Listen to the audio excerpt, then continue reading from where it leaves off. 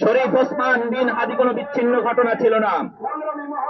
যেই ফ্যাসিবাদ আওয়ামী তন্ত্র বাংলাদেশের প্রায় 2000 মা বোন ভাই এবং আমাদের সহযোদ্ধাদের শহীদ করার মধ্য দিয়ে পতন হয়েছিল ফ্যাসিবাদের, তারই ধারাবাহিকতায় সেই পতিত শক্তি গুপ্ত আক্রমণ চালিয়ে আমাদের হাদি ভাইকে হত্যা করেছিল।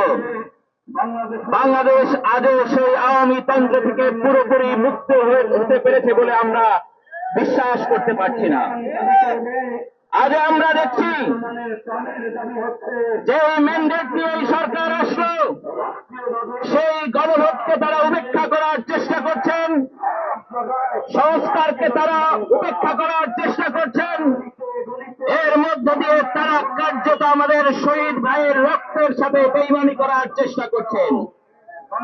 আমরা এই সরকারকে অনুরোধ করব, সবেমাত্র শুরু করেছেন, এখন ওই ভুলের মধ্যে পা বাড়িয়েন না। যদি সেটা হয় তাহলে কিন্তু গতি নড়ে যাবে, সেই গতি কিন্তু কেউ রক্ষা করতে পারবে না।